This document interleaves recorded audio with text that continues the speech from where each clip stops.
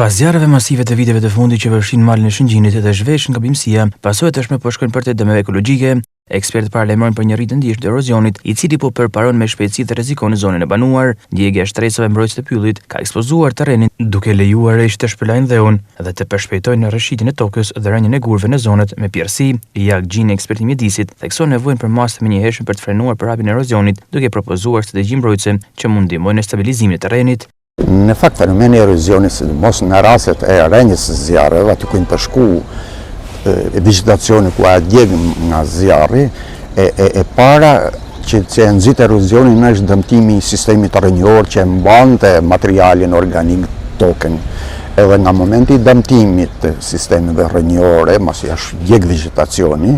dhe formimi i hirit dhe djegja humusit, e ban më të lehtë dhe favorizon shumë gryrjen, edhe largimin e materialit organik dhe daljen e pjesë shkëmbore. Dhe në këtë mënyrë, përveç kësaj, ereshët nuk kanë më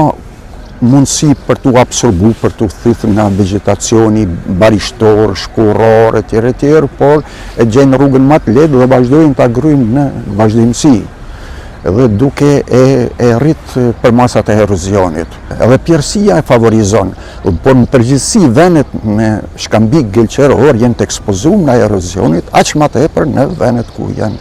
ku ka rënë zjarri. Puna e parë është që du bën ai materiali mbetur organik, ato trungje, deg, duhet i përdorim për barrierat të përshtatuna sipas situatave, në vende të caktuara mund të bëjmë edhe gardhe, dhe është edhe një proces tjetër që quhet mulqinim ose vendosja e materialeve organike, siç është kashta ose bari ose materialeve më të imtë të mbetur drusor, me qëllim që pengojnë avullimin nga dielli dhe të mbetet lagështina dhe proceset e ripërtritjes natyrore të jenë më potenciale, të jenë më aktive. Ndër masat kryesore është edhe ripyllëzimi, veshja me vegetacion të ri, gjithmonë jo me monokulturë, por me ato bimësi që janë autoktone dhe të përzirë në lloje, aty ke frashën, ke pistacien, ke lisin, në ato raporte që i ka vendosur natyra aty. Dhe këto do të animonin shumë, pra duhet të dhënë dorë natyrës që ta ripërtërë vetën. Përveç kësaj duhen marrë dhe masa mbrojtëse, ndalimin e kullogjes për periudha të caktuara, që të paktën të jetë sa më strikte e mbrojtur zona derisa ta arrimari, por dihet që gjithmonë në vendet me